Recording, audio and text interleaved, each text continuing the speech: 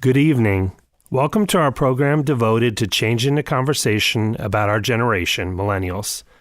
I'm Dan Walmer. I'm a grad student at the University of Houston, and I'm helping co-host this along with 4 other members from around the country who are part of a nationwide movement known as the National Millennial Community. Ladies and gentlemen, please introduce yourselves. My name is Timothy Miller, and I'm a senior at Georgia Southern University with a major in management.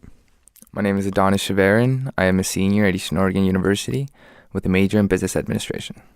My name is Amanda Calhoun. I'm a graduate student from the University of Southern Mississippi studying public relations. My name is Tessa Sawyers, and I am a junior at Shepherd University studying communications. Thank you. Tonight we're going to talk a little bit about millennial views on health and wellness. This generation has often been dubbed the most stressed generation, making it no surprise that wellness and mental health is a priority to this group. I'm going to let each one of you share a little bit about your views on wellness and what that means to you. Awesome. This is Tim, and I'll start. For me, wellness is about a balance, not just about physical wellness, about your body, but about your mind, about your spirit, about all facets of your life, your emotions, your relationships, and it's all about a healthy balance. So, you have the basic needs about your food intake, and you need to eat healthy. And then you have exercise, and you should have a healthy amount of that, at least 3 times a week. But then there's so much more that people don't realize is an important part of your life, such as, the emotional connections that you make with other people. Make friends, go out and have fun with your friends, find somebody you can really rely on and trust. And so when you have those dark times and when you are part of that stressed millennial community, you can go to somebody and say, hey, I have this stress going on. How can you help me? Can you help me, please? And then you can do the same for others. And there's a trust and a mutual benefit for all.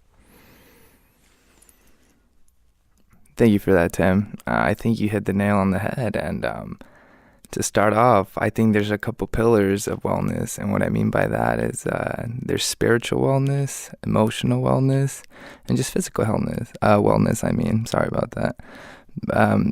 I do feel that, especially now in this generation, you have to be kind of in touch with yourself. And what I mean by that, you really need to know who you are and taking care of yourself. But from a physical perspective, I would say that personally, I try to avoid doctors as much as I can.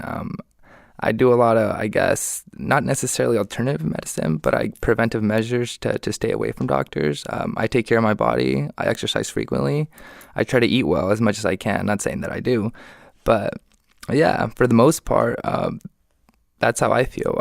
The switch from the previous generation to our generation, in that aspect, many of my colleagues are in the same way. Yeah, we do our research. We know what's going on, but at the end of the day, I try to avoid going to the doctor. Thanks, Adonis. And I love that we're talking about wellness and what it means for millennials.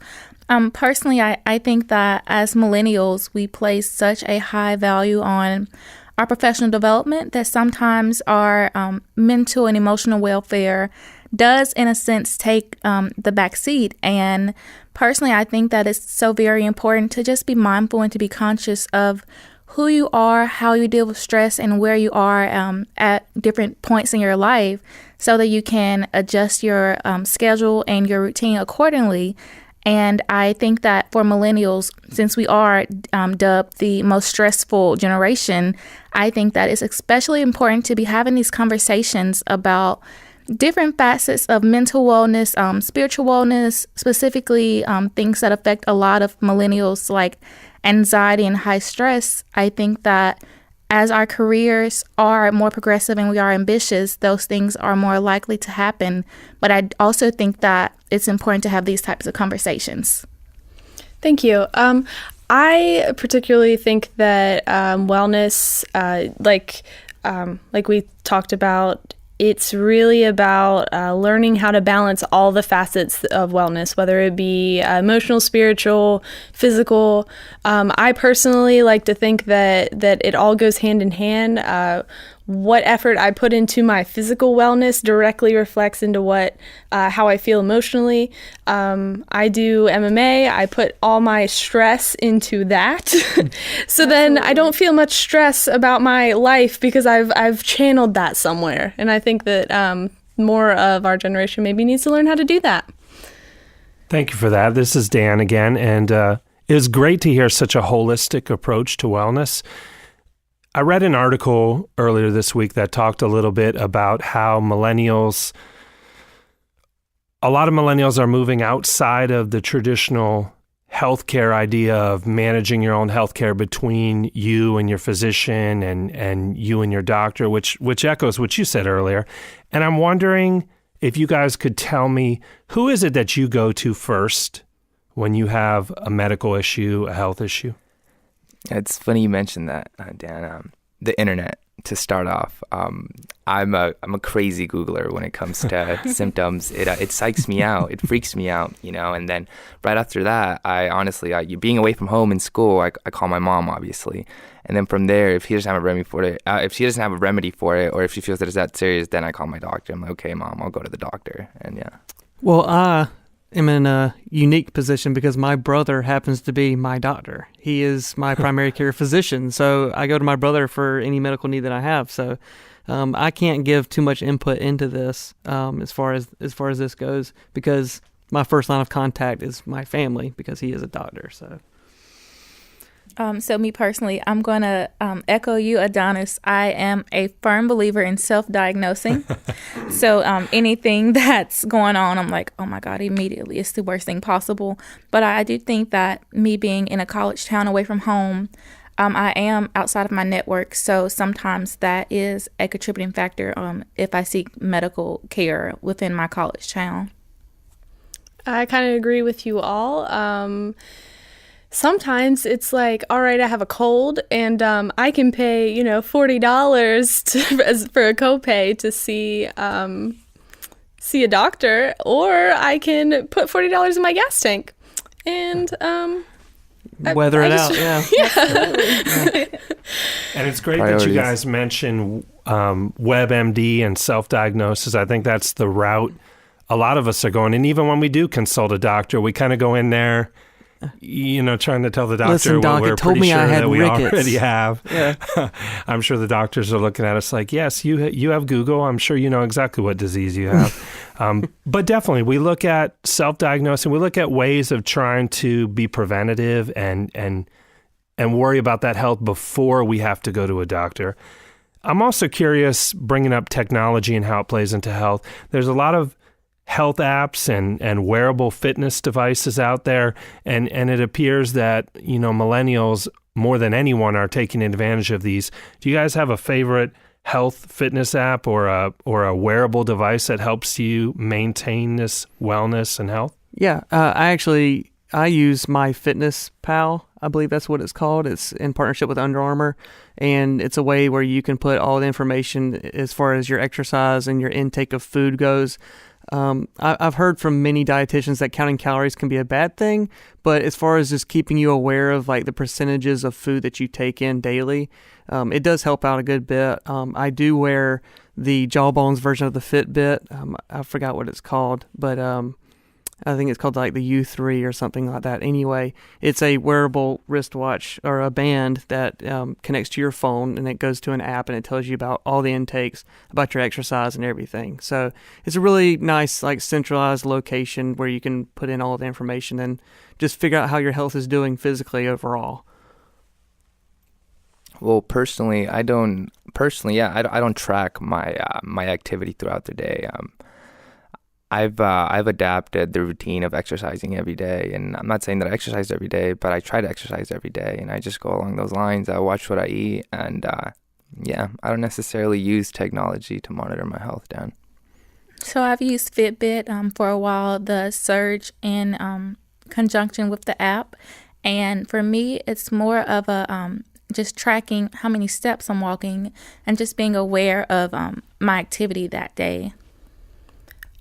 I really hate cardio, which sounds weird coming from someone that boxes, and I hate cardio. I hate cardio that feels like cardio. So Like I will box, I will jump rope, but I hate running. So I actually have this app. It's like called called Zombie Run or something, and it plays your music in the background. But then it like interjects and pauses your music and like makes little zombie noises, or like tells you that something's gonna come get you and you have to run faster. And it like continues making the zombie noises until you run fast enough to get away from the zombies. It sounds really weird, but it kind of works. It's interesting. That's amazing. I'm a running coach and I've run 40 marathons myself. I've never heard of that app, but I imagine people would all run a little bit faster if they thought zombies were chasing them. It's scary. I'll have to check that out for sure. I think the biggest thing that I've seen in running and coaching a lot of people in the millennial age group to run is the dependence on the GPS. If you're part of the running community, you'll notice that, some runners are so dependent on their GPS that they feel like they didn't, if it dies, they will literally stop running in the middle of the run. It's like the run didn't happen if you don't track it yourself. And it's been amazing, though, to watch how fitness apps and wearable devices have changed that.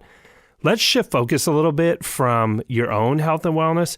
Talk about how millennials feel about ensuring the health and wellness of others. With all that's in the news right now about the Affordable Care Act, it's that age group that seems as upset and most upset as anyone about the lack of health care that could happen for underinsured and uninsured people in our country.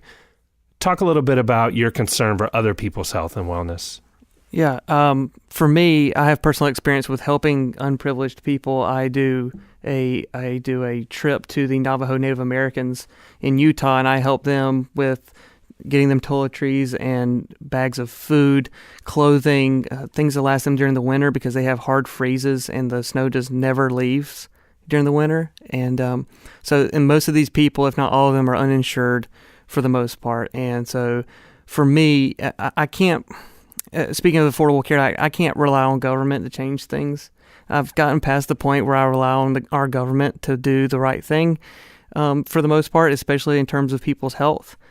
So I try to take it upon myself, and I really do try to, put my money where my mouth is, and I take journeys out there, and I try to help those people as best I can. And I bring with me nurses, doctors, people who can go out there and actually treat, open wounds that some of these children may have from, falling and skinning their knee, and all of a sudden they have an infection. And so for me, like going out there on my own and like really, doing the grunt work myself makes me feel the most for that.